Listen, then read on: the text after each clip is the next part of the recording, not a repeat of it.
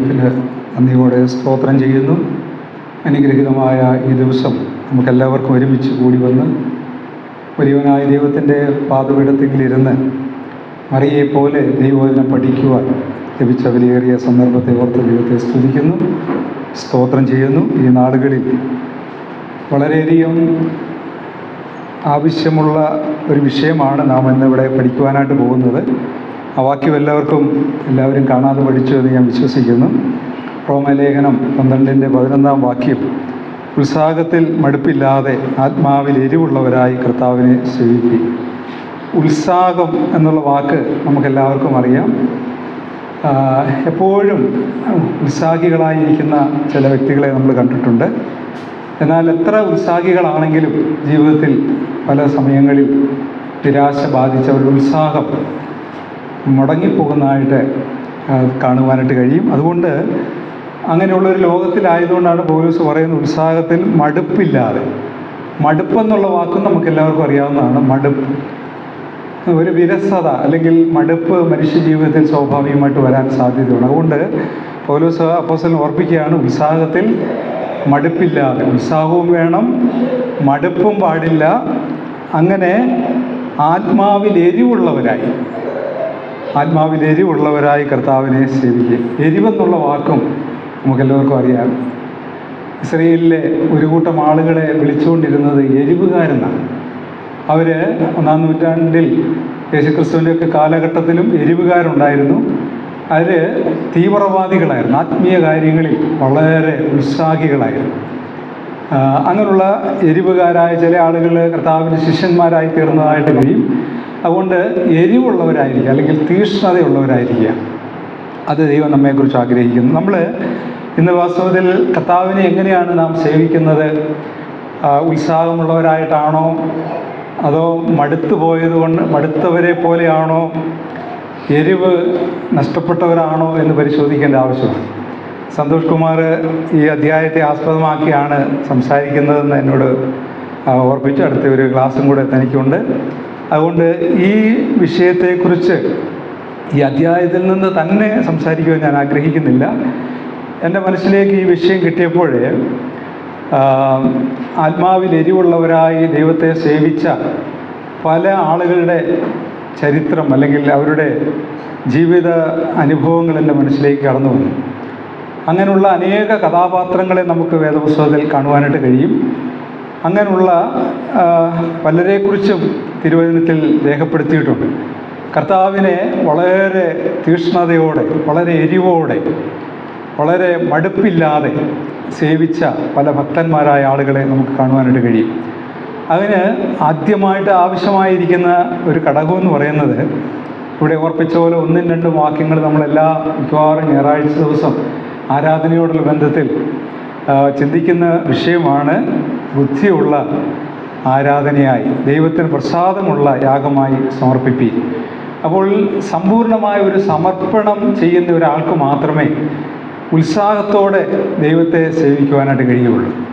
വാസ്തവത്തിൽ സമ്പൂർണമായി സമർപ്പിക്കപ്പെട്ട ആളുകളെ അവരുടെ ജീവ ചരിത്രത്തിൽ ദൈവം വളരെയധികം എടുത്തുപയോഗിച്ചതായിട്ട് നമുക്ക് കാണുവാനായിട്ട് കഴിയും.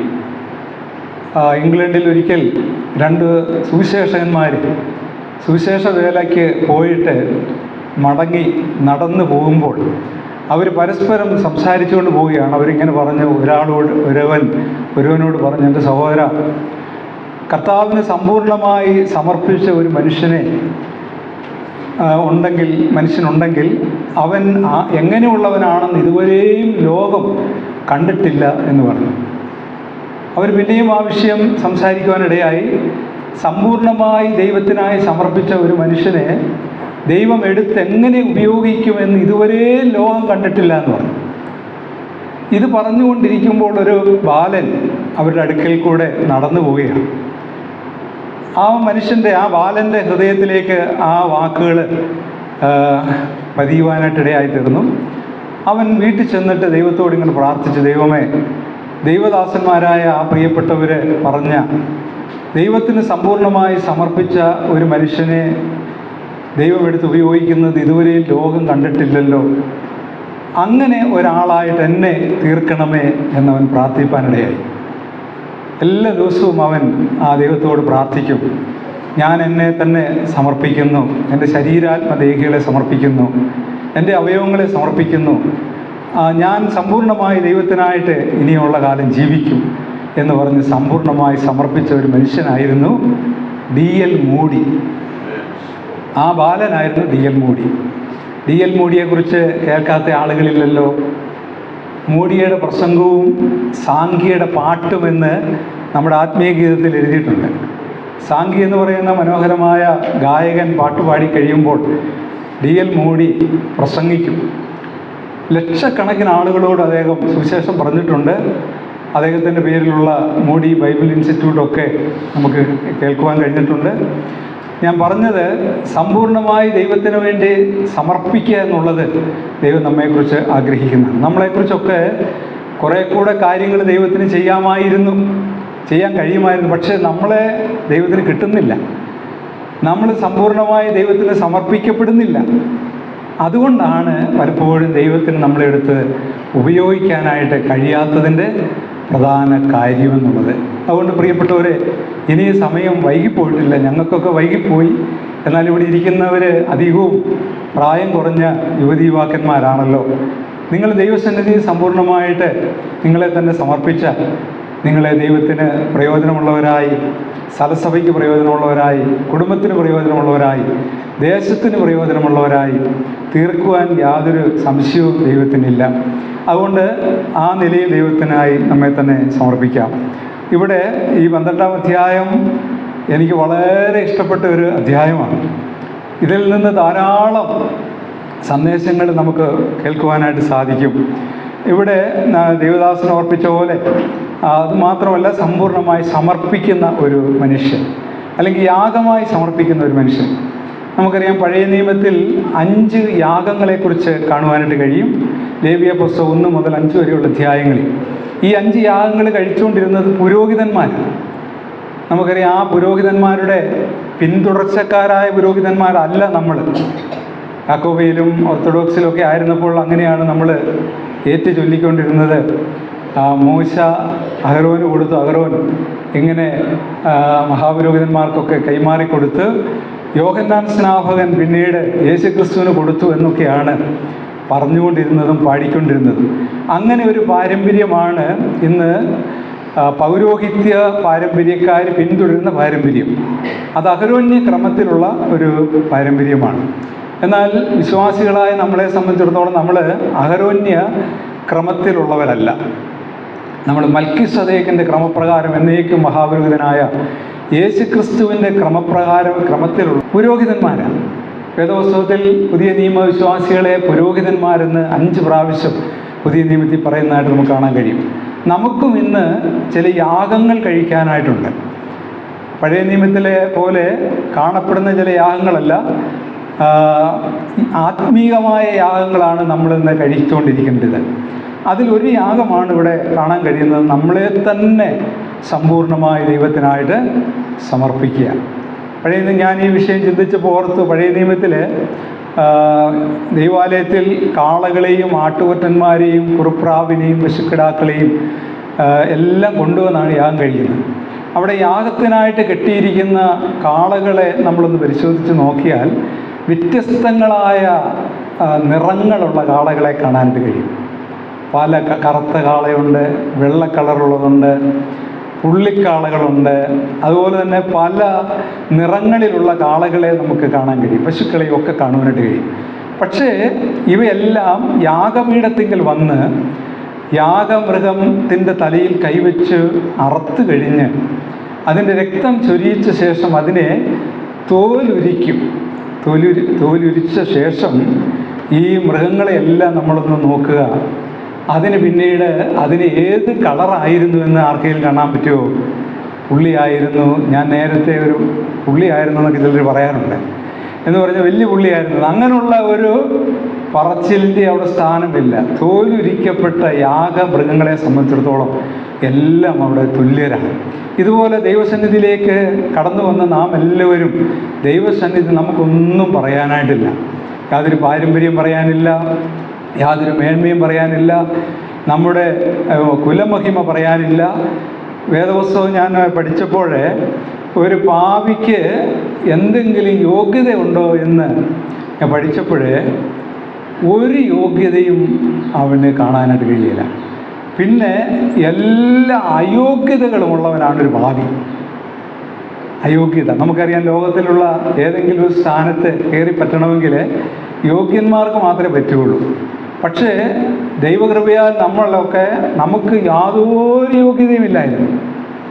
പാപികളിൽ പ്രധാനിയെന്നാണ് പൗലോസ്ലീഹ പറയുന്നത്.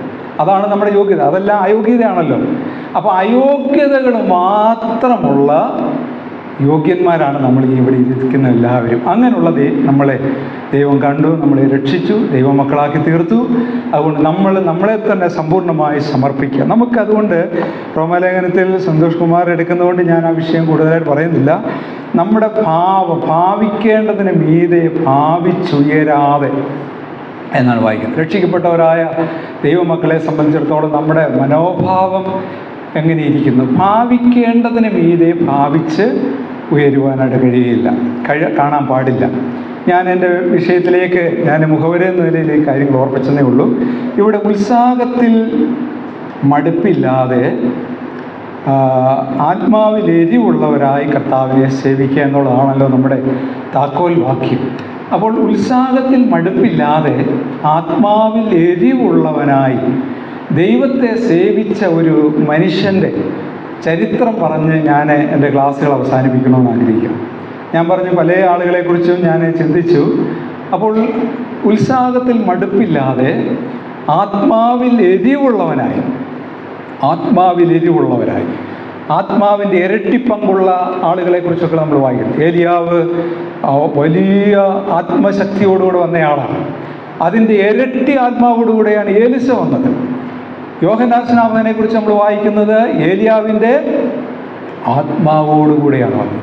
വളരെ ശക്തിയോടുകൂടെ ദൈവത്തിന് വേണ്ടി ജീവിച്ച ഒരു വ്യക്തിത്വമാണ് യോഹന്നാൻ സ്നാപകൻ. വളരെ ചുരുങ്ങിയ കാലഘട്ടം മാത്രം ജീവിച്ചിരുന്ന ഒരു മനുഷ്യനായിരുന്നു യോഹന്നാൻ സ്നാപകനെ കുറിച്ച് നമുക്കെല്ലാവർക്കും ഇവിടെ ഇരിക്കുന്നവർക്കൊക്കെ അറിയാം. യോഹന്നാൻ സ്നാപകൻ വളരെ ചെറിയൊരു കാലഘട്ടമേ ജീവിച്ചിരുന്നുള്ളൂ. വെറും 33 വയസ്സ് വരെ ആയിരിക്കും അദ്ദേഹത്തിൻ്റെ ആയുഷ്കാലം എന്നാണ് ഞാൻ മനസ്സിലാക്കുന്നത്. കാരണം നമ്മുടെ കർത്താവിൻ്റെ മുന്നോടിയായിട്ട് വരുന്നയാളാണല്ലോ. യോഹന്നാൻ സ്നാപകൻ ജനിച്ച് 6 മാസം കഴിഞ്ഞപ്പോഴാണ് കർത്താവായ യേശുക്രിസ്തു മനുഷ്യാവതാരമെടുത്ത് ഈ ഭൂമിയിൽ ജനിക്കുവാനായിട്ട് ഇടയായി തീർന്നത്. യേശുക്രിസ്തുവിൻ്റെ പരസ്യ ശുശ്രൂഷയുടെ തുടക്കത്തിൽ അല്പം കഴിഞ്ഞ ഉടനെ തന്നെ യോഹന്നാൻ സ്നാപകൻ ഈ ലോകത്തിൽ നിന്ന് മാറ്റപ്പെട്ടു. ഏകദേശം കൃത്യം കണക്കല്ലെങ്കിലും ഒരു 33 വയസ്സ് വരെ മാത്രം ജീവിച്ചിരുന്ന ഒരാളായിരുന്നു. ഈ 33 വയസ്സിന് വളരെ പ്രാധാന്യമുണ്ടല്ലോ. നമ്മുടെ കർത്താവും 33-ാമത്തെ വയസ്സിലാണല്ലോ നമുക്ക് വേണ്ടി ഈ ലോകത്തിൽ നിന്ന് ഈ ക്രൂശിൽ മരിക്കുവാനായിട്ടിടയായി തീർന്നത്. ഈ 33 വയസ്സിൻ്റെ ജീവിതത്തിന് വളരെ പ്രധാനപ്പെട്ട ഒരു വർഷമാണ്. ഞാൻ അന്യാർതുളവിൽ നിന്ന് 33-ാമത്തെ വയസ്സിലാണ് നെടുങ്കണ്ടത്തിലേക്ക് പോകുന്നത്. 22-ാമത്തെ വയസ്സിലാണ് അവിടെ ചെന്നത്.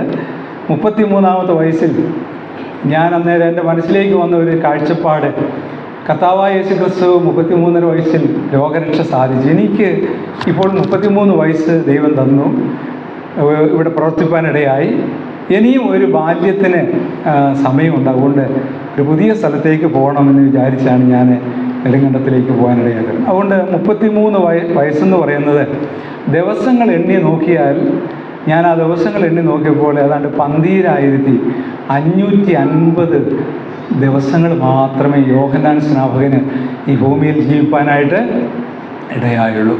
എത്ര കാലം ഈ ലോകത്തിൽ നമ്മൾ ജീവിക്കുന്നു എന്നുള്ളതിലല്ല, എങ്ങനെ ജീവിക്കുന്നു, എന്തൊക്കെ ചെയ്യുന്നു, കർത്താവിന് വേണ്ടി എന്ത് ചെയ്യുന്നു എന്നുള്ളതിലാണ് കാര്യമിരിക്കുന്നത്. അതുകൊണ്ട് പ്രിയപ്പെട്ടവരെ, ഞാൻ യോഹന്നാൻ സ്നാപകനെക്കുറിച്ച് ചില കാര്യങ്ങളാണ് ഉത്സാഹത്തിൽ മടുപ്പില്ലാതെ ആത്മാവിൽ എരിവുള്ളവനായി കർത്താവിനെ സേവിച്ച ഒരു കഥാപാത്രത്തെ പരിചയപ്പെടുത്തി എൻ്റെ വാക്കുകൾ അവസാനിപ്പിക്കണമെന്ന് ഞാൻ ആഗ്രഹിക്കുന്നു. യോഹന്നാൻ സ്നാപകനെക്കുറിച്ച് വേദപുസ്തകത്തിൽ അനേക കാര്യങ്ങൾ കാണുവാനായിട്ട് കഴിയും. ഏലിയാവിൻ്റെ ആത്മാവോടും ശക്തിയോടും കൂടെ വന്നു എന്നാണ് ലൂക്കോസിൻ്റെ സുവിശേഷം 1-ാം അധ്യായം 17-ാം വാക്യത്തിൽ രേഖപ്പെടുത്തിയിരിക്കുന്നത്. അതുമാത്രമല്ല, യോഹന്നാൻ സ്നാപകനെ കുറിച്ച് ആദ്യത്തെ ഒരു പ്രസ്താവന യോഹന്നാൻ്റെ സുവിശേഷം 1-ാം അധ്യായം 6-ാം വാക്യത്തിൽ നമുക്ക് കാണുവാൻ കഴിയും. നമുക്കതൊന്ന് വായിക്കാം. യോഹന്നാൻ്റെ സുവിശേഷം 1-ാം അധ്യായം 6-ാം വാക്യം.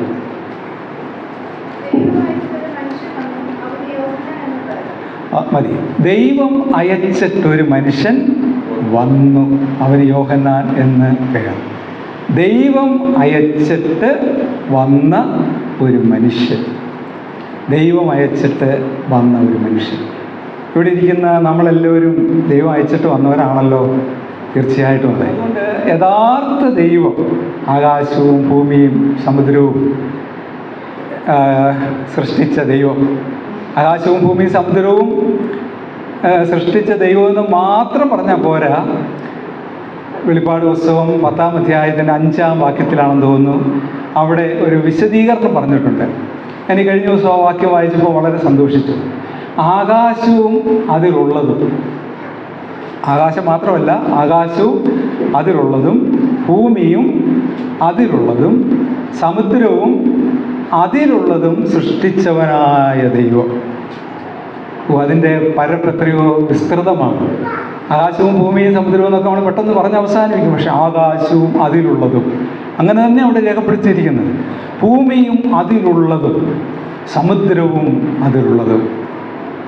ആർക്കും ഇതുവരെയും കണ്ടുപിടിക്കാൻ കഴിയാത്ത എത്രയോ സത്യങ്ങൾ അതിൽ അടങ്ങിയിരിക്കുന്നു. ആകാശവും അതിലുള്ളതും അത് എന്താണെന്നുള്ളത് നമുക്ക് പല ശാസ്ത്രജ്ഞന്മാർക്ക് പോലും, ഇവിടെ ചന്ദ്രനിൽ വരെ ആളുകൾ പോയി, കേണൽ ജെയിംസ് ഇർവിൻ അവിടെ പോയി, അവരൊക്കെ പോയ ആ റോക്കറ്റുകളൊക്കെ അവിടെ അമേരിക്കയിലെ വാഷിങ്ടണിലുണ്ട്.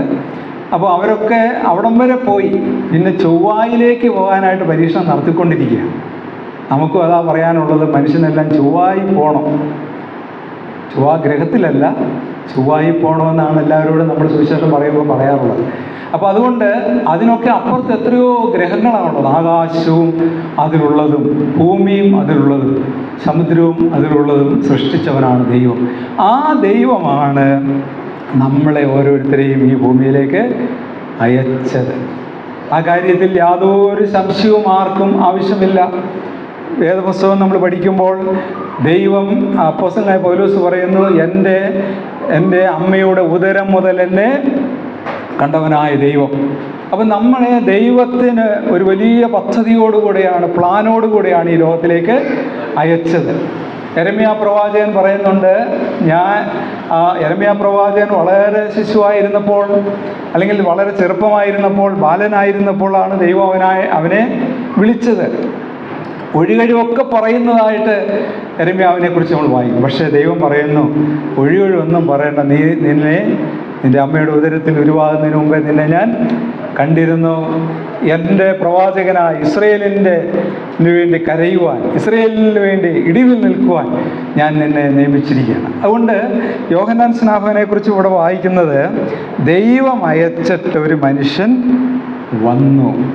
ദൈവം അയച്ചിട്ട് വന്നവരാ. പ്രിയപ്പെട്ടവരെ, നമ്മളെ ദൈവം ഈ ലോകത്ത് നമുക്ക് ജനിപ്പാൻ ഇടയായി തീർന്നു. കാലാകാലങ്ങളിലായിട്ട് സുവിശേഷം നമുക്ക് കേൾക്കുവാനിടയായി തീർന്നു. ദൈവദാസന്മാരെ, ദൈവമക്കളെ നമ്മുടെ വീടുകളിലേക്ക്, നമ്മളായിരുന്ന ഇടങ്ങളിലേക്ക് സുവിശേഷവുമായിട്ട് പറഞ്ഞു വിട്ടു. അതൊന്നും യാദർച്ഛിക സംഭവമല്ല, ഇതെല്ലാം നിത്യതയിലെ കാര്യപരിപാടിയായിരുന്നു. അങ്ങനെ ദൈവം നമ്മളെ ഈ ഭൂമിയിലേക്ക് അയക്കുവാനിടയാണ്. നമ്മളെ അയച്ചിരിക്കുന്നത് ദൈവത്തിനൊരു ആത്യന്തികമായ ഉദ്ദേശത്തോടുകൂടെയാണ്. ഇന്ന് പലർക്കും അവരുടെ ജീവിതത്തെക്കുറിച്ചൊരു ലക്ഷ്യമില്ല. ഞാൻ ഇന്നിടത്ത് ഇന്നാരായുടെ മകനായിട്ട് ഇന്നാരായിട്ട് ജനിച്ചതുകൊണ്ട് അങ്ങ് ജീവിച്ചു പോവുക. ഒരു ലക്ഷ്യവുമില്ല, ഒരു കാഴ്ചപ്പാടുമില്ല, ഒരു ഉത്സാഹവുമില്ല, ഒരു മടുപ്പാണ്.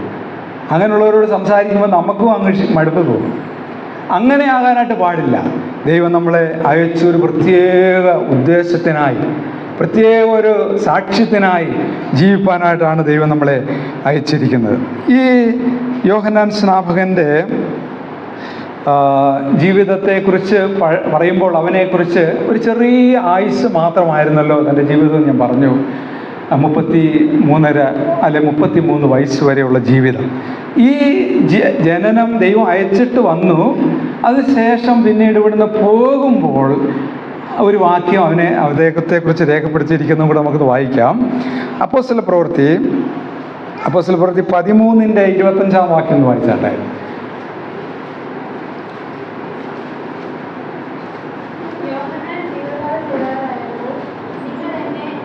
മതി.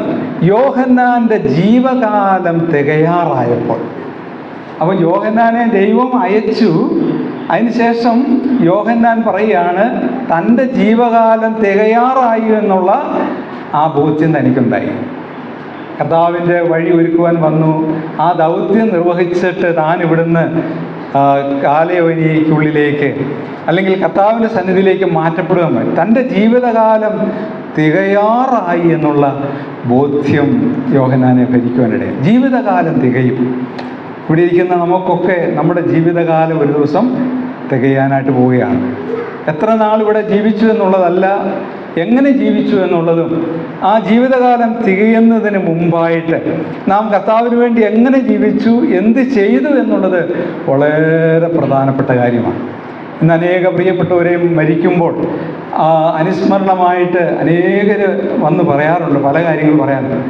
ചിലപ്പോൾ അതിലെ ഇതുവരെയും കണ്ടിട്ടില്ലാത്ത ആളും വന്ന് എന്തെങ്കിലും ഒന്ന് പറയണമല്ലോ എന്ന് വിചാരിച്ച് പലതും പറഞ്ഞേച്ചു പോകുന്നുണ്ട്. അടുത്ത കാലത്ത് ഒരാളെക്കുറിച്ച് പറഞ്ഞ് ഇതുവരെയും ആരാധനയ്ക്ക് സ്നാനപ്പെട്ട അന്ന് മുങ്ങിയതാണ് പുള്ളി. വെള്ളത്തിൽ മുങ്ങി, അന്ന് ആരാധനയ്ക്ക് ശേഷം പിന്നീട് മുങ്ങിയതാണ് സഭയിൽ നിന്ന്. പക്ഷേ വർഷങ്ങൾ കഴിഞ്ഞപ്പോൾ അദ്ദേഹം മരിച്ചപ്പോൾ ആരോ ഒരാളോട് വന്ന് ഒരു അനുസ്മരണം പറയുന്നത് ഞാൻ കേട്ടു. ഈ പ്രിയപ്പെട്ട അച്ചായൻ, ഈ കിടക്കുന്ന ദൈവദാസൻ ഒരൊറ്റ ആരാധന മുടക്കിയില്ല. അപ്പോൾ ആ മക്കൾ തന്നെ, ആ പിള്ളേർക്ക് തന്നെ അവിടെ ദേഷ്യം വന്നു. കാരണം ഈ പുള്ളി കാരണവരോട് ആരാധനയ്ക്ക് പോകാൻ പറഞ്ഞ പുള്ളി പോകുന്ന ആളല്ല, ഭാര്യയും മക്കളും പോകുമായിരുന്നു. പക്ഷേ ആ സഭയിലായതുകൊണ്ട് സഭക്കാർക്ക് ആ പുള്ളിയെ കുഴിച്ചിടാതിരിക്കാൻ പറ്റിയില്ല. 10 അനുസ്മരണം ഉണ്ടല്ലോ, വന്നവർക്കൊക്കെ അവസരം കൊടുക്കണമല്ലോ. ഇതുകൊണ്ട് അനുസ്മരണം പറയുന്നവർ, പ്രത്യേകിച്ച് അറിയാവുന്നവർക്ക് മാത്രമേ അവസരം കൊടുക്കാവൂ. അല്ലെങ്കിൽ ഈ മനുഷ്യൻ ജീവിച്ച് ആ പുള്ളി തന്നെ മരിച്ച് കിടന്നുകൊണ്ടാണ് പ്രശ്നം ഉണ്ടാക്കാൻ നിന്നല്ലേ. അല്ലെ താൻ എന്നെക്കുറിച്ച് അനാവശ്യം എന്തുകൊണ്ട് പറഞ്ഞെന്ന് പുള്ളി വന്ന് ചോദിച്ചേനെ. അതുകൊണ്ട് ജീവിതകാലം തികയുമ്പോൾ നമ്മളെക്കുറിച്ച് നല്ലതൊക്കെ പറയാനായിട്ട് ഇടയാകണം. കർത്താവിന് വേണ്ടി ഒരേ ഒരു ജീവിതം, കർത്താവിന് വേണ്ടി ചെയ്തത് മാത്രം നിലനിൽക്കുന്ന ജീവിതം. ഈ യോഹന്നാനെ കുറിച്ച് അവൻ്റെ ജീവിതകാലം തികയാറായപ്പോൾ തികഞ്ഞു. തന്നെക്കുറിച്ച് ദൈവം ആഗ്രഹിച്ച എല്ലാ കാര്യങ്ങളും ശരിയായ നിലയിൽ നിവർത്തിച്ച ശേഷമാണ് താൻ ഈ ലോകത്തിൽ നിന്ന് മാറ്റപ്പെട്ടത്.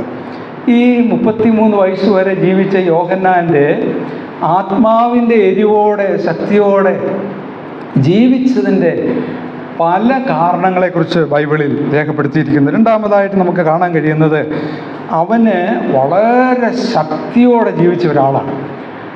ഏലിയാവിൻ്റെ ആത്മാവോടുകൂടെ ജീവിച്ചെന്ന് പറഞ്ഞാൽ വളരെ ആത്മീയ ശക്തിയോടെ ജീവിച്ച ഒരു മനുഷ്യനായിരുന്നു. ആരുടെ മുഖം നോക്കുന്ന ആളായിരുന്നില്ല, വളരെ ആത്മീയ ശക്തി ഉണ്ടായിരുന്നു. താനൊരു നാസിർ വ്രതക്കാരനായിരുന്നു, ഒരു നല്ല വേർപാടുകാരനായിരുന്നു. അങ്ങനെ ജീവിച്ച മനുഷ്യൻ്റെ ശക്തിയുടെ രഹസ്യം എന്തായിരുന്നു എന്ന് ലൂക്കോസിന്റെ സുവിശേഷം 1:80 വാക്യം ഒന്ന് വായിച്ചാട്ടെ.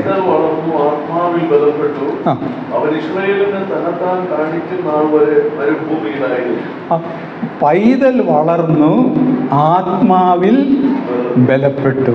അവൻ ഇസ്രായേലിനെ തന്നെത്താൻ കാണിക്കുന്ന നാൾ വരെ മരുഭൂമിയിലായിരുന്നു. അപ്പോൾ ഈ പൈതല് വളർന്നത് എങ്ങനെയായിരുന്നു? വളർന്ന് ആത്മാവിൽ ബലപ്പെട്ടു. ഈ യോഹന്നാൻ സ്നാപകന്റെ ശുശ്രൂഷ ജനം കാണുന്നതിന് മുമ്പുള്ള ഒരു കാലഘട്ടം യോഹന്നാനെ സംബന്ധിച്ചുണ്ടായിരുന്നു. നമ്മുടെ ജീവിതത്തിൽ മറ്റുള്ളവരുടെ മുമ്പിൽ നമ്മളെ കാണുന്നതിന് മുമ്പായി, പ്രദർശിപ്പിക്കപ്പെടുന്നതിന് മുമ്പായി ഒരു രഹസ്യ ജീവിതത്തിൻ്റെ അടിസ്ഥാനത്തിലാണ് ആ വ്യക്തിയുടെ ശക്തിയിരിക്കുന്നത്. ഈ യോഹന്നാൻ സ്നാപകൻ തന്നെത്താൻ ഇസ്രായേലിനെ കാണിക്കുന്നത് വരെ മരുഭൂമിയിലായിരുന്നു. മരുഭൂമി എന്ന് പറഞ്ഞാൽ നമ്മുടെ മരണാരണ്യം എന്നുള്ള തത്വത്തിലല്ല.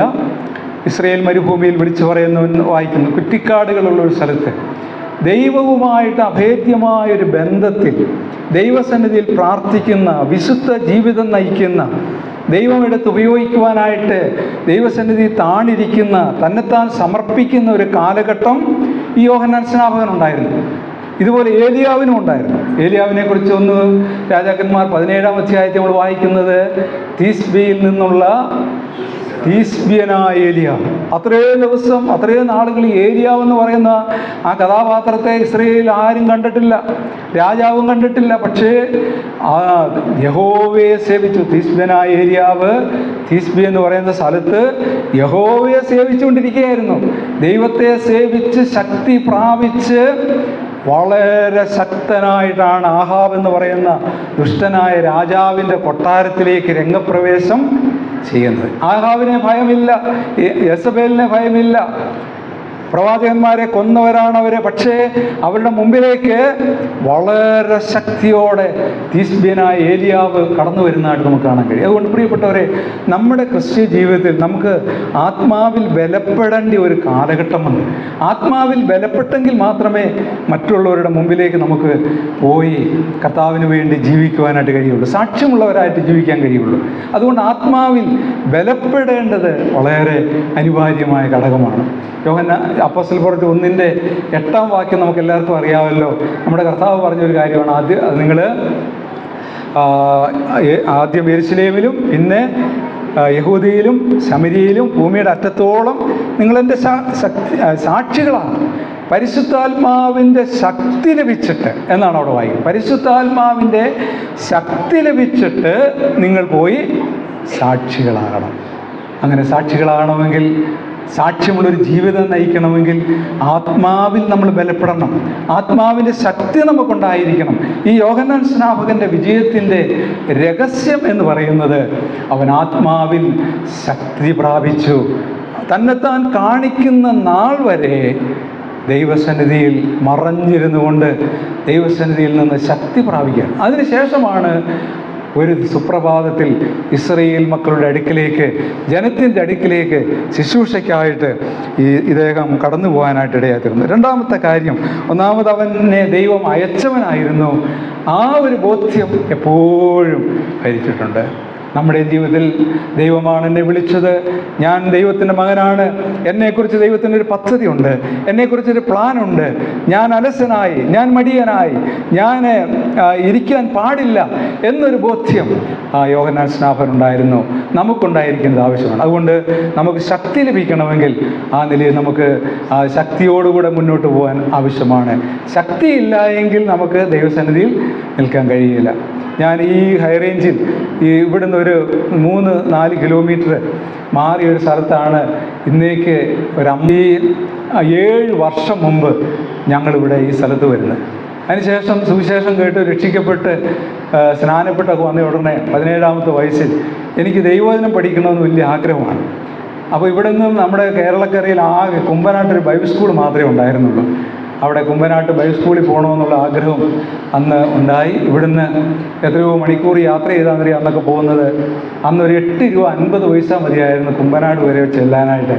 അങ്ങനെ ഒരു കാലഘട്ടം നോക്കുക. അവിടെ കുമ്പനാട്ട് ബൈബിൾ സ്കൂളിൽ ചെന്ന് പഠിക്കാൻ നോക്കിയപ്പോൾ ഞങ്ങൾ പാരമ്പര്യ ബ്രദറുകാരായിട്ട് വളരെ 1-2 പേരേ ഉള്ളൂ. ബാക്കിയുള്ളവരെല്ലാം 1-ാം തലമുറക്കാർ രക്ഷിക്കപ്പെട്ടു വന്നവരാണ്. അപ്പോൾ ഞങ്ങൾ സഹോദരന്മാരോട് പറഞ്ഞു, നമുക്ക് ഈ കർത്താവിനെക്കുറിച്ചൊക്കെ പറയാൻ പോയി. ബൈബിൾ സ്കൂളിലാണെങ്കിൽ എല്ലാ വർഷവും ഒരു ആഴ്ച മാത്രമേ പ്രവർത്തനമുള്ളൂ. അപ്പോൾ ഒരു ദിവസം ഞാൻ സെബാസ്റ്റ്യൻ എന്ന് പറഞ്ഞൊരു സഹോദരനോട് പറഞ്ഞു, നമുക്ക് ഇവിടെ അടുത്തുള്ളൊരു കവലയിൽ പോയി കർത്താവിനെ സാക്ഷിക്കാൻ പോയാലെന്ന്. ബൈബിൾ സ്കൂളിൽ അവരുടെ ആരുടെ അനുവാദത്തോടു കൂടിയല്ല. അപ്പോൾ ഞങ്ങൾ 2 പേരുടെ പുറമറ്റം എന്ന് പറയുന്ന സ്ഥലം വരെ നടന്ന് അവിടെ ചെന്നു. അവിടെ ചെന്ന ഉടനെ പുറമറ്റത്തെ ചന്തയിൽ ഒരുപാട് ആളുകളുണ്ടപ്പോൾ അവിടെ ചെന്ന് നിന്നപ്പോൾ പേടി തോന്നി.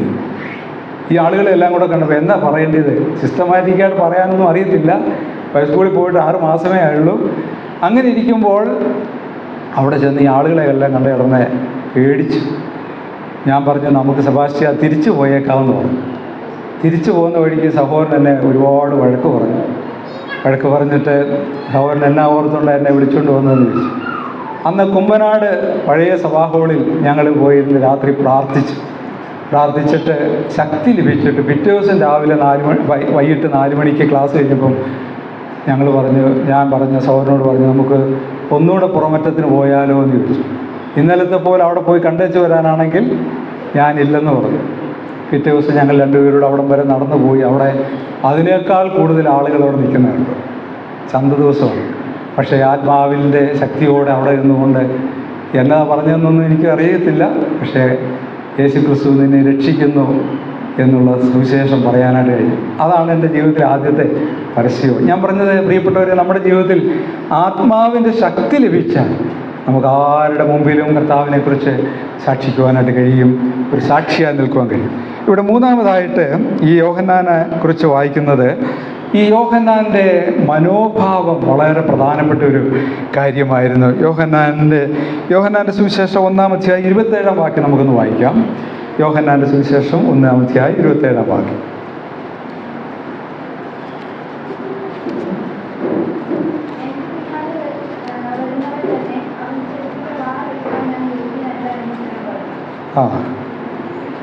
ഒന്നുകൂടെ വായിച്ചാട്ടെ.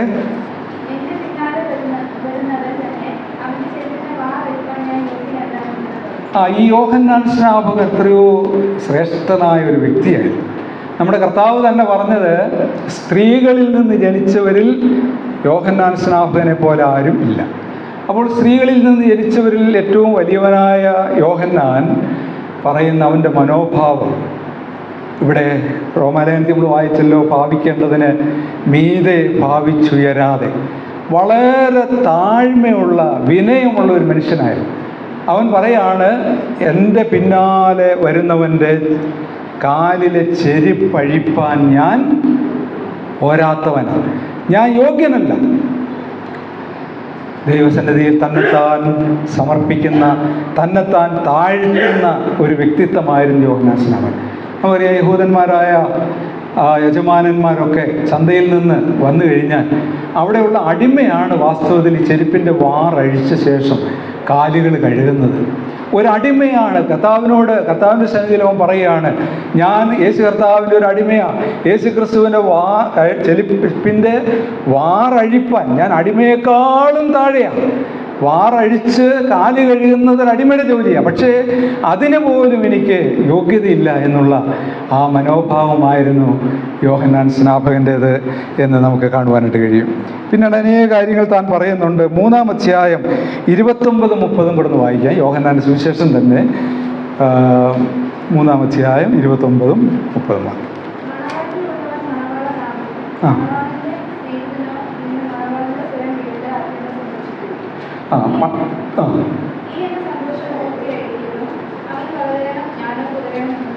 അതെ, ഇവിടെ യോഹന്നാൻ സ്നാപകൻ പറയുന്നത്, മണവാട്ടിയുള്ളവൻ മണവാളൻ, മണവാളൻ്റെ സ്വരം കേൾക്കാനായിട്ട് ആഗ്രഹിക്കുന്ന ഒരു സ്നേഹിതനാണ് എന്നാണ് താൻ പറയുന്നത്. അതുമാത്രമല്ല, അവൻ വളരണം, ഞാൻ കുറയണം.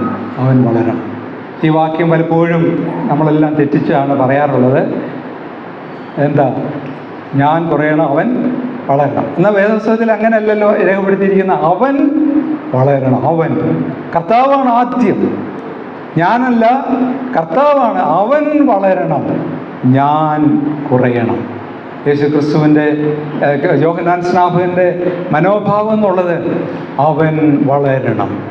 എൻ്റെ ജീവിതത്തിൽ ഞാൻ കുറഞ്ഞ് ഇല്ലാതാകണം. കർത്താവായ യേശു ക്രിസ്തു എപ്പോഴും എന്ത് ചെയ്യണം? വളർന്നിരിക്കണം. ഞാൻ കർത്താവായ യേശു ക്രിസ്തു ഉയർത്തപ്പെടണമെന്നുള്ള ഒരേ ഒരു ആഗ്രഹമായിരുന്നു യോഹന്നാൻ സ്നാപകൻ്റേത്. ഞാൻ പല സ്ഥലത്തും പറഞ്ഞിട്ടുള്ളൊരു ദൃഷ്ടാന്തമാണ്. ഈ യോഹന്നാൻ സ്നാപകനെ കുറിച്ചൊരു ഭക്തൻ ഇങ്ങനെയാണ് രേഖപ്പെടുത്തിയിരിക്കുന്നത്. അദ്ദേഹം വില്യം കേറിയാണെന്നാണ് ഞാൻ വിശ്വസിക്കുന്നത്, അദ്ദേഹമാണെന്ന് വിചാരിക്കുന്നു. ഒരിക്കൽ അദ്ദേഹം പറഞ്ഞു, യോഹന്നാൻ സ്നാപകനോട് ആയിട്ട് പറയുന്ന ഒരു രംഗമാണ്, അല്ലയോ യോഹന്നാൻ സ്നാപകനെ, അവൻ വളരണം, ഞാൻ കുറയണമെന്നാണല്ലോ അങ്ങയുടെ ആഗ്രഹം. നീ കുറഞ്ഞ് കുറഞ്ഞ് കുറഞ്ഞ് കുറഞ്ഞ് കുറഞ്ഞ് എന്തായി തീർന്നു? തലയില്ലാത്തവനായി തീർന്നല്ലേ? യോഹന്നാൻ സ്നാപകൻ്റെ മരണത്തെക്കുറിച്ച് നമുക്കറിയാമല്ലോ. ഹെരോദാവിൻ്റെ മകൾ നൃത്തം ചെയ്തപ്പോൾ യോഹന്നാൻ സ്നാപകൻ്റെ തല ഒരു തളികയിൽ തരണമെന്നാണ് പറഞ്ഞത്. അങ്ങനെ യോഹന്നാൻ സ്നാപകൻ്റെ തല വെട്ടി ഒരു തളികയിൽ കൊണ്ടുപോയി കൊടുത്തു. പിന്നെ നമ്മൾ വായിക്കുന്നത് അവൻ്റെ ഉടലെടുത്ത് ശിഷ്യന്മാർ കുഴിച്ചിട്ടു അല്ലെങ്കിൽ അടക്കി. സാധാരണ ശവോടക്കനൊക്കെ കാണാൻ ചെല്ലുമ്പോൾ മുഖമാണ് കാണുന്നത്, അല്ലേ? മുഖമാണ് കാണുന്നത്. യോഹന്നാൻ സ്നാപകൻ്റെ ശവോടക്കന് എന്ന ആളുകൾക്ക് എന്ത് കാണാൻ പറ്റിയില്ല? മുഖം കാണാൻ പറ്റിയില്ല, തല തന്നെ ഇല്ല. അപ്പോൾ വില്യം കേറിയാണെന്ന് തോന്നുന്നു, അദ്ദേഹമാണ് പറഞ്ഞത്, അല്ലയോ യോഹന്നാൻ സ്നാപകനെ, നിൻ്റെ ആഗ്രഹം പോലെ നീ കുറഞ്ഞു കുറഞ്ഞു കുറഞ്ഞു കുറഞ്ഞ് തലയില്ലാത്തവനായി തീർന്നല്ലോ. അതാണ് ഏറ്റവും വലിയ കുറച്ചിൽ. അവൻ്റെ ആഗ്രഹം പോലെ തന്നെ അവൻ വളരണം, ഞാനോ കുറയണം. തലയില്ലാത്തവനായി. നമുക്കൊക്കെ പലപ്പോഴും ഹെഡ് വെയ്റ്റ് എന്നും പറഞ്ഞൊരു സംഗതിയുണ്ട്. യോഹന്നാനോട് ചോദിക്കുക, അല്ലെങ്കിൽ യോഹന്നാന് ഹെഡ് വെയ്റ്റ് പോയിട്ട് ഹെഡ് തന്നെ ഇല്ല. നമുക്കൊക്കെ ഇന്ന് ഒത്തിരി തലക്കനമുണ്ട്. എന്നാൽ യോഹന്നാൻ പറയുന്നു, എനിക്ക് ഹെഡ് വെയ്റ്റും ഇല്ല, കർത്താവിന് വേണ്ടി എൻ്റെ ഹെഡും ഇല്ല.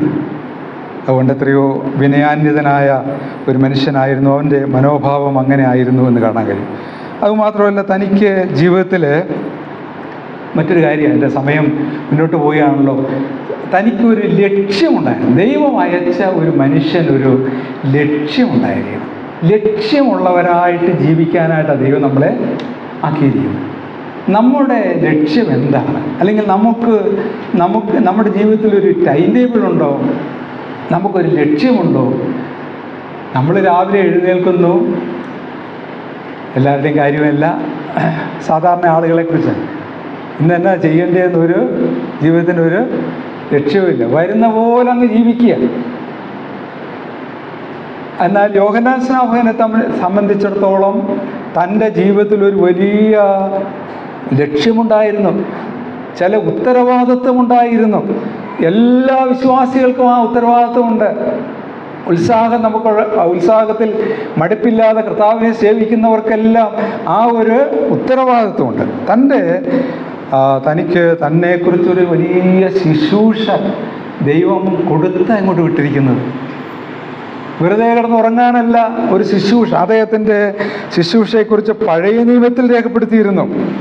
യെശയ്യാ പ്രവാചകൻ്റെ പുസ്തകം 40-ാം അധ്യായത്തിലാണല്ലോ യോഹന്നാൻ സ്നാപകനെ കുറിച്ചുള്ള പ്രവചനം ആദ്യമായിട്ട് പറയുന്നത്.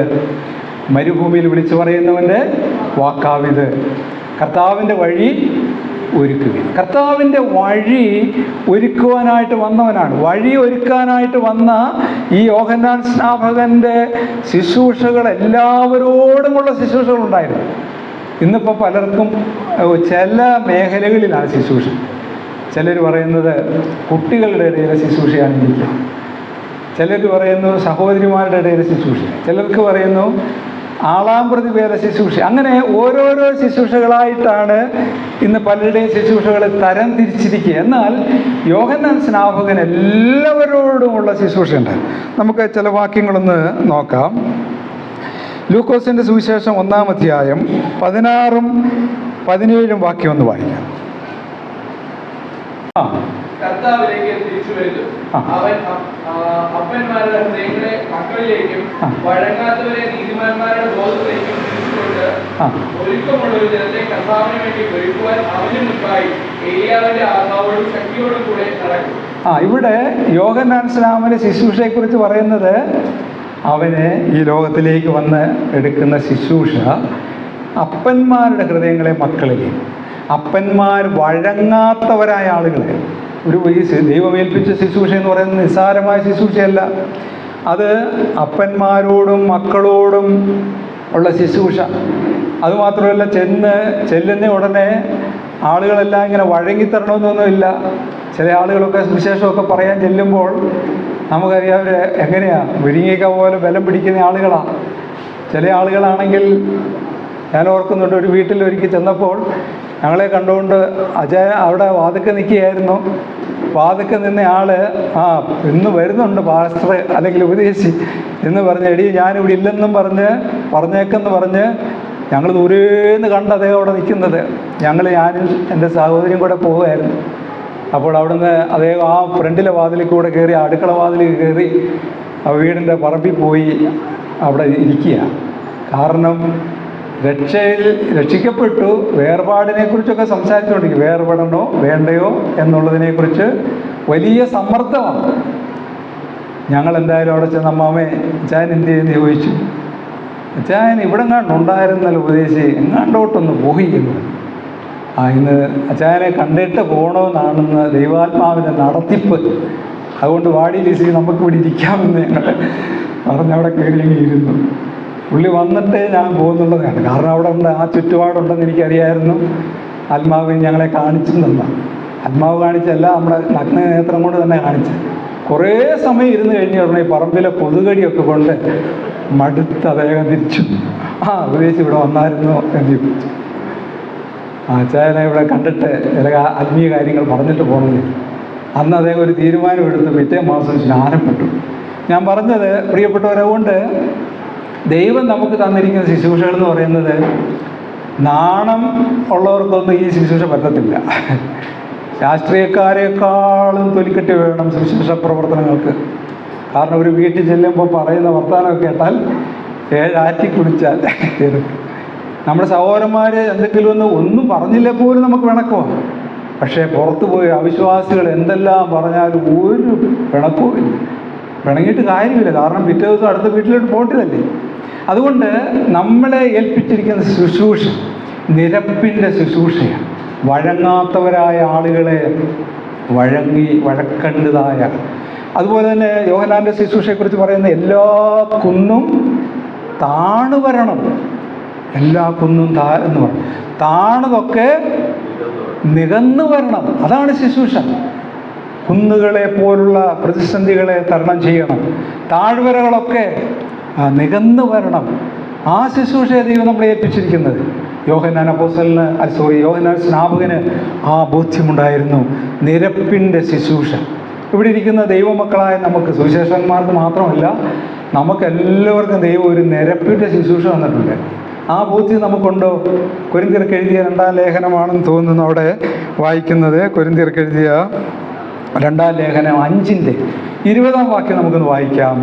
നമ്മളെ ദൈവം ഏൽപ്പിച്ചിരിക്കുന്ന ശുശ്രൂഷ എത്രയോ മഹത്തായ ഒരു ശുശ്രൂഷയാണ്. ഞങ്ങൾ ക്രിസ്തുവിന് വേണ്ടി സ്ഥാനാപതികളായി ദൈവത്തോട് നിലനിൽക്കുകയും എന്ന് ക്രിസ്തുവിന് പകരം അപേക്ഷിക്കുന്നു. മതി. ഞങ്ങൾ ക്രിസ്തുവിന് പകരം ഒരു പകരക്കാരനാണ് നമ്മൾ. സ്ഥാനാപതികൾ, അംബാസഡർ. നമുക്കറിയാം, ഓരോ രാജ്യത്തിനും അംബാസഡർമാരുണ്ട്. അവരാ രാജ്യത്തിൻ്റെ കാര്യങ്ങൾ അവരായിരിക്കുന്ന രാജ്യത്ത് പറയുന്നവരാണ്. അപ്പം നമ്മളെക്കുറിച്ച് നമ്മൾ ഒരു രാജ്യത്തിൻ്റെ അംബാസഡർമാരാണ്. ഏത് രാജ്യത്തിൻ്റെയാണ്? ദൈവരാജ്യത്തിൻ്റെ. നിസാര അമേരിക്കയുടെ അല്ല, ലോകത്തിലെ ഏറ്റവും വലിയ രാജ്യങ്ങളുടെയൊക്കെ അംബാസഡർമാർ എന്നാ പ്രൗഢി അവർക്കല്ലേ. നമ്മളോ അതിനേക്കാൾ ഒട്ടും മോശമല്ല. ഈ സ്വർഗരാജ്യത്തിൻ്റെ അംബാസഡർമാരാണ് ക്രിസ്തു ദൈവമക്കൾ. അങ്ങനെയുള്ള നമ്മളെ ദൈവം ഇങ്ങോട്ട് അയച്ചിരിക്കുക. ക്രിസ്തുവിന് പകരം. ക്രിസ്തു ഇവിടെ ഉണ്ടായിരുന്നപ്പോൾ ക്രിസ്തു പറഞ്ഞു, കർത്താവായ യേശു ക്രിസ്തു ഉയർത്തെഴുന്നേറ്റ് പോയ ശേഷം പകരക്കാരായിട്ട് ഇന്ന് നമ്മളെ പറയാൻ ഏൽപ്പിച്ചേക്കുക. യോഹന്നാൻ സ്നാപകനെ കുറച്ച് നാളങ്ങനെ ഏൽപ്പിച്ചു. ക്രിസ്തുവിന് വേണ്ടി അനേകരെ ഒരുക്കി. ഇന്ന് നമ്മളെ ദൈവം വെച്ചിരിക്കുന്നത് ക്രിസ്തുവിന് പകരം. പ്രിയപ്പെട്ടവർ, നമ്മൾക്ക് ആ ഒരു ബോധ്യമുണ്ടോ? ആ ഒരു ചിന്തയുണ്ടോ? യേശു ക്രിസ്തു പോകേണ്ടിയ ഒരു വീട്ടിലാണ് ഞാനിന്ന് പോകുന്നത്. യേശു കർത്താവ് ഉണ്ടായിരുന്നെങ്കിൽ യേശു കർത്താവ് അവിടെ പോകുമായിരുന്നു. കർത്താവ് 80 മൈൽ നടന്ന് ഒരു ശമരിയക്കാരി സ്ത്രീയോട് സംസാരിക്കാനായിട്ട് പോയല്ലോ. അതുപോലെ നമ്മൾ നടന്നു പോകണം. ഒരാളെ ഉള്ളെന്ന് വിചാരിച്ച് പോകാതിരിക്കരുത്. അതുകൊണ്ട് ഒരാളോടും ഒരു വലിയ പുരുഷാരത്തോടും ഒക്കെ കർത്താവ് സംസാരിച്ചു. അപ്പോൾ ക്രിസ്തുവിന് പകരം യേശു കർത്താവ് ഇന്ന് 20 നൂറ്റാണ്ടായിട്ട് ഇവിടെ ഇല്ല. അക്ഷരാർത്ഥത്തിലില്ല, ശാരീരികമായിട്ടില്ല. എന്നാൽ നമ്മളെ അതിന് പകരം അയച്ചിരിക്കുക. ക്രിസ്തുവിന് പകരം സ്ഥാനാപതികളായി ദൈവത്തോട് നിരന്നുകൊള്ളുവിനെന്നുള്ള നിരപ്പിൻ്റെ ശുശ്രൂഷ ഇന്ന് ഏൽപ്പിച്ചിരിക്കുക. സുവിശേഷന്മാരായി ഞങ്ങൾക്ക് ദൈവ കാഴ്ചപ്പാട് തന്നു. കഴിഞ്ഞ നാളുകളിലൊക്കെ ഈ നിരപ്പിൻ്റെ ശുശ്രൂഷകൾ പറഞ്ഞു. അത് അനേകരെ നിരത്തുക. യോഹന്നാൻ സ്നാപകൻ അനേകരുടെ ഹൃദയങ്ങളെ ദൈവത്തിങ്കിലേക്ക് അടുപ്പിക്കുന്നവനായിരുന്നു. യോഹന്നാൻ സ്നാപകൻ്റെ ശിഷ്യന്മാരെ കുറിച്ചൊക്കെ നമ്മൾ വായിക്കുന്നത്, യോഹന്നാന് കുറച്ച് ശിഷ്യന്മാരുണ്ടായിരുന്നു. ആ ശിഷ്യന്മാർ യോഹന്നാൻ്റെ ശുശ്രൂഷ കാലം തികയാറായപ്പോൾ യേശു പോകുന്നത് കണ്ടുകൊണ്ടൊക്കെ യോഹന്നാൻ സ്നാപകൻ്റെ ശിഷ്യന്മാരെല്ലാം എങ്ങോട്ട് പോയി? കർത്താവിൻ്റെ അടുക്കിലേക്ക് പോയി. നമ്മുടെ കൂടെ കുറേ ശിഷ്യന്മാരുണ്ടെങ്കിൽ അവർ യോഹന്നാൻ സ്നാപകൻ ഒരു വിഷമവും ഇല്ല, എൻ്റെ ശിഷ്യന്മാർ കർത്താവിൻ്റെ കൂടെ പോകണമെന്നാണ് അവൻ ആഗ്രഹിച്ചത്. യോഹന്നാൻ സ്നാപകൻ്റെ കൂടെ ഒടുവിൽ 2 ശിഷ്യന്മാർ നിൽക്കുക അവിടെ. അപ്പോഴാണ് യോഹന്നാൻ സ്നാപകൻ നോക്കുമ്പോൾ യേശു കടന്നു പോകുന്നത് കണ്ടിട്ട്, ഇതാ ലോകത്തിൻ്റെ പാപത്തെ ചുമക്കുന്ന ദൈവത്തിൻ്റെ കുഞ്ഞാടെന്ന് പറഞ്ഞു. അപ്പോൾ ഈ ശിഷ്യന്മാരെന്ത് ചെയ്തു? അവർ 2 പേരും യേശുവിനെ അനുഗമിച്ചു. അയ്യോ, ഞാൻ ഒറ്റയ്ക്കായല്ലോ എന്നൊന്നും ഒരു മനസ്സാവുന്ന എനിക്കുണ്ടായില്ല. യോഹന്നാൻ സ്നാപകൻ്റെ എല്ലാ ശിഷ്യന്മാരും യേശുവിൻ്റെ ശിഷ്യന്മാരായി. അപ്പോസ്തലപ്രവൃത്തി 12-ാം അധ്യായം വായിക്കുമ്പോൾ സ്നാനത്തെക്കുറിച്ച് എഫെസോസിൽ വെച്ച് സംസാരിക്കുന്നതായിട്ട് നമുക്ക് കാണുവാൻ കഴിയും. അവിടെ വായിക്കുന്നത്, അവരെ യേശുവിൻ്റെ നാമത്തിൽ, പരിശുദ്ധാത്മാവിൻ്റെ നാമത്തിൽ സ്നാനം ഏറ്റിരുന്നില്ല. അവരാരുടെ ശിഷ്യന്മാരായിരുന്നു? യോഹന്നാൻ്റെ ശിഷ്യന്മാരായിരുന്നു. യോഹന്നാന് ഉണ്ടായിരുന്ന എല്ലാ ശിഷ്യന്മാരും യേശുവിൻ്റെ ശിഷ്യന്മാരായി. അതുകൊണ്ട് ദൈവം നമ്മെക്കുറിച്ച് ആഗ്രഹിക്കുന്നത്, നമ്മൾ കണ്ടുമുട്ടുന്നവരൊക്കെ യേശുവിൻ്റെ ശിഷ്യന്മാരാകണം എന്നായിരുന്നു ദൈവത്തിൻ്റെ ആഗ്രഹം, അല്ലെങ്കിൽ യോഹന്നാൻ്റെ ആഗ്രഹം അതായിരുന്നു. നമ്മുടെയും ആഗ്രഹം അതായിരിക്കണം എന്ന് ദൈവം നമ്മെക്കുറിച്ച് ആഗ്രഹിക്കുന്നു. സമയത്തിൻ്റെ പരിമിതി കൊണ്ട് ഞാൻ മുന്നോട്ട് പോകാനായിട്ട് ആഗ്രഹിക്കുകയാണ്. ഈ യോഹന്നാൻ്റെ ശുശ്രൂഷ ഒരു നിരപ്പിൻ്റെ ശുശ്രൂഷയായിരുന്നു. ഈ നമ്മുടെ ജീവിതകാലം തയ്യാറായിരിക്കുന്നു. എത്ര നാളുണ്ട് നമുക്കറിഞ്ഞുകൂടാ.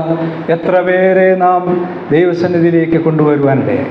ഈ നിരപ്പിൻ്റെ ശുശ്രൂഷ എത്ര പേരോട് നാം നിർവഹിച്ചു എന്നുള്ളത് നാം ചിന്തിക്കുവാനായിട്ട് നമുക്ക് ആവശ്യമുണ്ട്. അതുപോലെ യോഹന്നാൻ സ്നാപകൻ ഈ വാക്ക് മാറ്റി പറയുന്ന ആളായിരുന്നില്ല. ഉവ്വെന്ന് പറഞ്ഞാൽ ഉവ്വെന്നും ഇല്ലെന്ന് പറഞ്ഞാൽ ഇല്ലെന്നുമായിരുന്നു തൻ്റെ ഉത്തരം. യോഹന്നാൻ സ്നാപകൻ്റെ പ്രസംഗ വിഷയം എന്തായിരുന്നു? യോഹന്നാൻ സ്നാപകൻ്റെ പ്രസംഗ വിഷയം യേശു കർത്താവായിരുന്നു. അതുകൊണ്ടാണല്ലോ നമ്മൾ വായിക്കുന്നത്, യോഹന്നാൻ സുവിശേഷം 1:29 വാക്യത്തിൽ വായിക്കുന്നത്, ലോകത്തിൻ്റെ പാപത്തെ ചുമക്കുന്ന ദൈവത്തിൻ്റെ കുഞ്ഞാട്. ഇതായിരുന്നു യോഹന്നാൻ സ്നാപകൻ്റെ പ്രസംഗ വിഷയം. യോഹന്നാൻ സ്നാപകൻ അവിടെ നിൽക്കുമ്പോൾ ഇതാ യേശു കടന്നു പോകുന്നത് കണ്ടിട്ട്, ഇതാ ലോകത്തിൻ്റെ പാപത്തെ ചുമക്കുന്ന ദൈവത്തിൻ്റെ കുഞ്ഞാട്. തൻ്റെ ശിഷ്യന്മാരും യഹൂദന്മാരായ ആളുകൾ, ഒരുപാട് ആളുകൾ അവിടെ നിൽപ്പുണ്ട്. അവർക്കത് മനസ്സിലായി. ഇതുവരെയും ഓരോ വ്യക്തികളുടെ പാപം ചുമക്കുന്ന ആടുകളെ അവർ കണ്ടിട്ടുണ്ട്. ഒരു സമൂഹത്തിൻ്റെ പാപത്തെ ചുമക്കുന്ന ആടുകളെ കണ്ടിട്ടുണ്ട്. മുഴുവൻ ഇസ്രയേലിലെയും പാപത്തെ ചുമക്കുന്ന ആടുകളെ അവർ അതിലെ കൊണ്ടുവന്ന് കണ്ടിട്ടുണ്ട്. ഇതൊരു പ്രത്യേക സന്ദേശമാണ് അവിടെ പറയുന്നത്. ഒരു വ്യക്തിക്ക് വേണ്ടിയുള്ള ഒരു യാഗമല്ല, ഒരു കുടുംബത്തിന് വേണ്ടിയുള്ളതല്ല, മുഴുവൻ ഇസ്രയേലിനും വേണ്ടിയുള്ളതല്ല, ലോകത്തിൻ്റെ പാപത്തെ ചുമക്കുന്ന ദൈവത്തിൻ്റെ കുഞ്ഞാട് പോകുന്നു. അപ്പോൾ അവരെല്ലാം നോക്കിയപ്പോൾ ഒരാടല്ലത്. ആരാത്? 33 വയസ്സുള്ള യൗവനയുക്തനായ കർത്താവായ യേശു ക്രിസ്തു, ലോകത്തിൻ്റെ പാപത്തെ ചുമക്കുന്ന ദൈവത്തിൻ്റെ കുഞ്ഞാട്. ഇതായിരുന്നു തൻ്റെ പ്രസംഗം. അതിനുശേഷം പിന്നെയും ഞാൻ പ്രസംഗിക്കുക. 35-ാം വാക്യം, യോഹന്നാൻ്റെ 1-ാം സുവിശേഷം 1:35 നമ്മൾ വായിക്കുമ്പോൾ പിറ്റേ ദിവസവും അത് തന്നെ പ്രസംഗിക്കുന്നത്. പ്രസംഗത്തിൽ അവിടെയും ഇതാ വായിക്കുന്നത്, ഇതാ ലോകത്തിൻ്റെ പാപത്തെ ചുമക്കുന്ന ദൈവത്തിൻ്റെ കുഞ്ഞാട്. അപ്പം തൻ്റെ പ്രസംഗം ഒരിക്കലും മാറ്റിയിട്ടില്ല. എന്ന് ഒന്ന് തന്നെയായിരുന്നു. യേശു ക്രിസ്തുവിൽ കൂടെ മാത്രമാണ് രക്ഷ. ഇന്ന് സുവിശേഷം പ്രസംഗിക്കാൻ തുടങ്ങിയ പല ആളുകളും കുറച്ച് നാൾ എന്ത് ചെയ്തു? വെറും ഉടുപ്പ് മാത്രം ഇട്ടുകൊണ്ട് പ്രസംഗിച്ചു. കൈ ചുരുട്ടിയ ഉടുപ്പുമായിട്ട് പ്രസംഗിച്ചു. കുറച്ച് കഴിഞ്ഞപ്പോൾ ഉടുപ്പിൻ്റെ കൈ അങ്ങ് നിവർത്തിട്ടിട്ട് പ്രസംഗിക്കാൻ തുടങ്ങി. പിന്നെ അത് ജുബ്ബയാക്കി. അന്നേരം അവരുടെ അനുയായികളോട് പറഞ്ഞു, ഇത്രയും പോരാ, കുറച്ചുകൂടെ നീളം വേണമെന്ന് പറഞ്ഞു. നീളം കൂട്ടി. പ്രസംഗത്തിനും അന്നേരം എല്ലാം എന്ത് ചെയ്തു? മാറ്റം വരുത്തി. അന്നേരത്തേന് പിന്നെ ആ ഉടുപ്പിൻ്റെ വെള്ള പേര കളറ് മാറ്റണമെന്ന് പറഞ്ഞു. കളറ് മാറ്റി. പിന്നെ കുരിശ് കയ്യിലായി. വലിയ കുരിശുകൾ തൂക്കി ഇട്ടു. എന്തെല്ലാം കോപ്രായങ്ങളാണെന്ന് ലോകത്തിൽ ക്രിസ്തീയ നാമത്തിൽ ക്രിസ്തുവിൻ്റെ പേര് നടത്തുന്നത്. നല്ല തുടക്കമായിരുന്നു. പക്ഷേ പിന്നീട് അവരെല്ലാവരും, ചില ആളുകൾ അവരെ തന്നെ തിരുമേനി എന്നാണ് പറയുന്നത്. കണ്ടാൽ ഒരു മേനിയും തോന്നുകയില്ലെങ്കിലും അങ്ങനെയൊക്കെ സുവിശേഷത്തെ വികലമാക്കിക്കൊണ്ടിരിക്കുന്ന ഒരു ലോകത്തിലാണ് നമ്മൾ ജീവിക്കുന്നത്. അതുകൊണ്ട് യോഹന്നാൻ സ്നാപകന് അങ്ങനെയുള്ള വസ്ത്രധാരണത്തിലൊന്നും വലിയ കാര്യമില്ല. അദ്ദേഹത്തിൻ്റെ വസ്ത്രം കണ്ടാൽ ആരും ഒരു സൗന്ദര്യമുള്ള വസ്ത്രമല്ലായിരുന്നു താൻ ധരിച്ചിരുന്നത്. എന്തായിരുന്നു? ഒട്ടകരോമം കൊണ്ടുള്ള ഉടുപ്പും അരയിൽ തോൽവാറുമായിരുന്നു. ഒട്ടകരോമം കൊണ്ടുള്ള ഉടുപ്പ്, ഒരു ഭംഗിയില്ലാത്ത ഉടുപ്പ്. ഭക്ഷണമാണെങ്കിലും അദ്ദേഹത്തിന് പ്രത്യേക മെനു ഒന്നുമില്ലായിരുന്നു. എന്തായിരുന്നു മെനു? ഉണ്ടായിരുന്നല്ലേ? ഏതായിരുന്നു മെനു? അറിയാമല്ലോ, എല്ലാവർക്കും അറിയാം. ഭക്ഷണ കാര്യത്തിലും വസ്ത്രത്തിൻ്റെ കാര്യത്തിലുമൊക്കെ ഒരേ നിലപാടായിരുന്നു യോഹന്നാൻ സ്നാപകൻ്റേത് അന്ത്യം വരെ. വസ്ത്രമൊന്നും പിന്നീട് അദ്ദേഹം ഒട്ടകരോമം കൊണ്ടുള്ള ഉടുപ്പൊക്കെ മാറ്റി വേറൊരു വസ്ത്രമൊന്നും ധരിക്കാൻ തയ്യാറായില്ല. കർത്താവിനെക്കുറിച്ച് മാത്രം പറയുന്നവനായിരുന്നു. അതുകൊണ്ട് അവനെക്കുറിച്ച് മാത്രം പറയുന്ന സാക്ഷ്യമായിരുന്നു യോഹന്നാൻ്റേത് എന്ന് കാണാനായിട്ട് കഴിയും. ഈ യോഹന്നാൻ സ്നാപകനെക്കുറിച്ച് രണ്ട് കൂട്ടർ പറഞ്ഞ സാക്ഷ്യം കൂടെ പറഞ്ഞ് ഞാൻ അവസാനിപ്പിക്കാൻ ആഗ്രഹിക്കാമെന്ന് സമയം മുന്നോട്ട് പോയല്ലോ. മറ്റുള്ളവരുടെ പുറത്തുള്ളവരുടെ സാക്ഷ്യം. നമുക്കൊരു വാക്യം വായിക്കാം. യോഹന്നാൻ്റെ സുവിശേഷം, മർക്കോസിൻ്റെ സുവിശേഷം 6-ാം അധ്യായം 20-ാം വാക്യം. മർക്കോസിൻ്റെ സുവിശേഷം 6-ാം അധ്യായം 20-ാം വാക്യം. യോഹന്നാൻ നീതിയും വിശുദ്ധിയുമുള്ള പുരുഷൻ എന്ന് ഹെരോദാവ് അറിഞ്ഞു. അവനെ ഭയപ്പെടുകയും അവനെ കാത്തുകൊള്ളുകയും ചെയ്തു. മതി. ഞാനിത് വായിച്ചപ്പോൾ വളരെ അതിശയിച്ചു പോയി.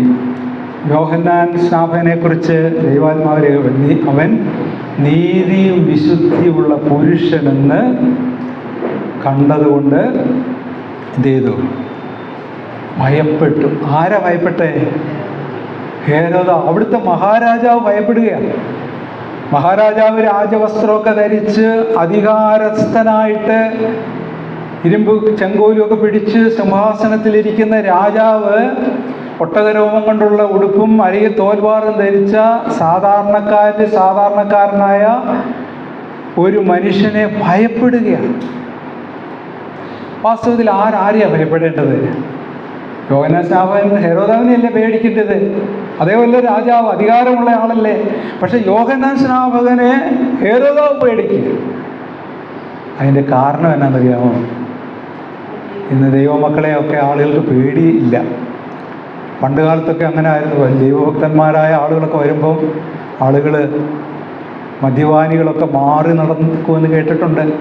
പുകവലിച്ചുകൊണ്ടിരിക്കുന്നവരൊക്കെ അതെടുത്ത് കളഞ്ഞിട്ടുണ്ട്. മുടക്കി കുത്തിയവരൊക്കെ അഴിച്ച് താഴെയിടുമായിരുന്നു. ദൈവമക്കളോടൊരു വലിയ ഭൗതിക ഉണ്ടായിരുന്നു, സ്നേഹമുണ്ടായിരുന്നു. അത് അവരുടെ അധികാരത്തിൻ്റെ അല്ല, അവർ നീതിയും വിശുദ്ധിയുമുള്ള മനുഷ്യരാണെന്ന് അറിഞ്ഞുകൊണ്ടാണ്.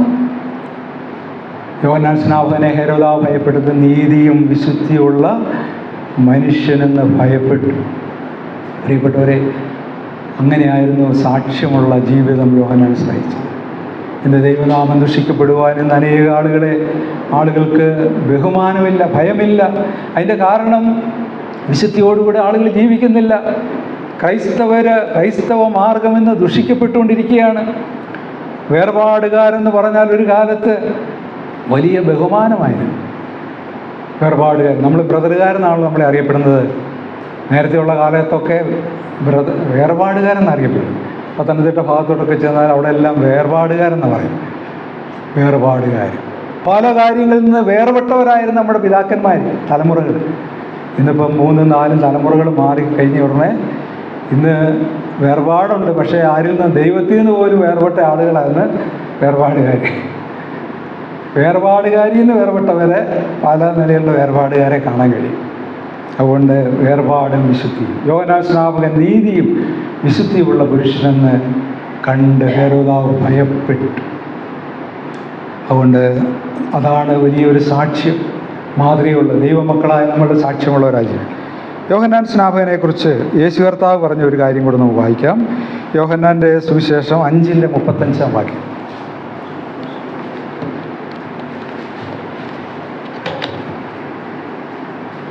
അവൻ ജ്വലിച്ച് പ്രകാശിക്കുന്ന വിളക്കായിരുന്നു. നിങ്ങൾ അല്പസമയത്തേക്ക് അവന്റെ വെളിച്ചത്തിൽ ഉല്ലസിക്കുവാൻ ഇച്ഛിച്ചു. ഇവിടെ കർത്താവായ യേശു ക്രിസ്തു യോഹന്നാന്റെ സ്നാപകനെ കുറിച്ച് പറഞ്ഞ സാക്ഷ്യം, ഏറ്റവും വലിയ സാക്ഷ്യം ആര് പറയുന്ന? ദൈവം നമ്മളെക്കുറിച്ച് പറയുന്ന സാക്ഷ്യം. മനുഷ്യരൊക്കെ ചിലപ്പോൾ ഒരുപക്ഷെ മുമ്പ് ഞാൻ പറഞ്ഞ പോലെ ഈ അച്ചായൻ എന്നും ആരാധന പോയെന്നൊക്കെ പറയും. അതൊക്കെ മനുഷ്യൻ പറയുന്ന കാര്യങ്ങളാണ്. പക്ഷേ ദൈവം പറയുന്നതാണ് ശരിക്ക് കാച്ചിക്കുറുക്കിയുള്ള സാക്ഷ്യം എന്ന് പറയുന്നത്. കാരണം നമ്മൾ മനുഷ്യരൊക്കെ പുറമേ ഉള്ളതേ അറിയാൻ പറ്റുള്ളൂ. കർത്താവിനെ എല്ലാവരുടെയും ഉള്ളിൽ അറിയാം. യേശു കർത്താവ് യോഹന്നാന്റെ സുവിശേഷം 2 ഒടുവിലത്തെ വാക്യം നിങ്ങൾക്ക് എല്ലാവർക്കും അറിയാമല്ലോ. മനുഷ്യനിലുള്ളത് എന്തെന്ന് അവൻ സ്വയമായി അറിഞ്ഞുകൊണ്ട് അവൻ തന്നെത്താൻ ആർക്കും ഏൽപ്പിച്ചു കൊടുത്തിരുന്നവൻ എന്ന് പറഞ്ഞാൽ മനുഷ്യൻ്റെ ആന്തരിക അവസ്ഥ, മനുഷ്യൻ്റെ ഹൃദയത്തിൻ്റെ അവസ്ഥ അറിയാവുന്ന ഒരേ ഒരാളേ ഉള്ളൂ, കർത്താവ്. ആ കർത്താവ് പറഞ്ഞ സാക്ഷ്യമാണ് അവൻ ജ്വലിച്ച് പ്രകാശിക്കുന്ന വിളക്കായിരുന്നു. കഴിഞ്ഞ ദിവസം ഇവിടെ YMF ക്യാമ്പിൽ ഇതായിരുന്നല്ലോ വിഷയം, ജ്വലിച്ച് പ്രകാശിക്കും. നമ്മളെ ഈ ലോകത്തിൽ ദൈവം ജ്വലിച്ച് പ്രകാശിക്കുമെന്ന വിളക്കുകളായിട്ട് വെച്ചിരിക്കുകയാണ്. നിങ്ങൾ ലോകത്തിൻ്റെ വെളിച്ചമെന്ന് യേശു കർത്താവ് നമ്മളെക്കുറിച്ച് പറഞ്ഞു. ഞാൻ ലോകത്തിൻ്റെ വെളിച്ചമാണ് യേശു കർത്താവ് പറഞ്ഞു. നിങ്ങൾ ലോകത്തിൻ്റെ വെളിച്ചമാണ്. വെളിച്ചം എങ്ങനെയായിരിക്കണം? വെളിച്ചം പറയിൻ കീഴ് വെക്കാൻ പാടില്ല, വിളക്ക് കത്തിച്ച് തണ്ടിന്മേൽ വയ്ക്കണം. വിളക്ക് കത്തിച്ച് അത് നിലവറയിൽ വെക്കാൻ പാടില്ല, വിളക്ക് കത്തിച്ച് എന്ത് ചെയ്ത് കട്ടിൽ കീഴിൽ വെക്കാൻ പാടില്ല. ഇന്ന് പല വിശ്വാസികളുടെയും വെളിച്ചം കട്ടിലിനടിയിലാണ്. പുള്ളി 24 മണിക്കൂറും കട്ടിലിൽ കയറി കിടക്കുക. ആർക്കും വെളിച്ചം കാണാൻ പറ്റത്തില്ല. കാരണം ഉറക്കമാണ്, ക്ഷീണമാണ്. അനേകർക്കും നിലവറയിലാണ് സമ്പാദ്യങ്ങളെല്ലാം അവിടെ സൂക്ഷിച്ചിട്ട് അവിടെ നിന്ന് പോകാൻ മനസ്സില്ല. കർത്താവ് പറഞ്ഞു, നിൻ്റെ നിക്ഷേപമുള്ളിടത്ത് നിൻ്റെ ഹൃദയവും ഇരിക്കുക. അതുകൊണ്ട് നിക്ഷേപമുള്ളിടത്ത് ചുറ്റിപ്പറ്റി അവിടെ കഴിയുക. ആർക്കും പ്രകാശം കാണാൻ പറ്റത്തില്ല. വിളക്ക് കത്തിച്ച് തണ്ടി നമ്മളിലുള്ള വെളിച്ചം അനേകർക്ക് പ്രകാശിക്കണം. കർത്താവ് യോഹന്നാൻ സ്നാപകനെ കുറിച്ച് പറഞ്ഞത് അവൻ ജ്വലിച്ച് പ്രകാശിക്കുന്ന വിളക്കായിരുന്നു. പെട്ടെന്ന് ആ വിളക്ക് പ്രശോഭിച്ചു, അത് അവസാനിച്ചു.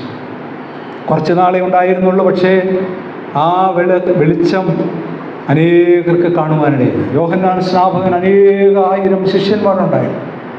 വളരെ രൂക്ഷമായ പ്രസംഗമാണ് അദ്ദേഹം ചെയ്തത്. അദ്ദേഹത്തിൻ്റെ പ്രസംഗത്തെക്കുറിച്ചൊക്കെ പ്രസംഗിക്കാനാണെങ്കിൽ ഒരു ക്ലാസ് കൂടെ വേണം.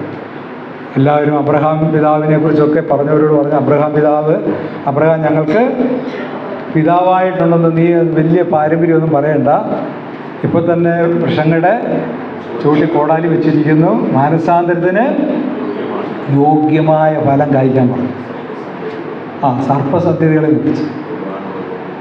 സർപ്പസന്ധ്യതികളെ എന്നൊക്കെയാണ് വിളിച്ചത്. പക്ഷേ ആരുടെയും മുഖം നോക്കാതെ ദൈവത്തിൻ്റെ മുഖം മാത്രം നോക്കുന്ന ആളായിരുന്നു.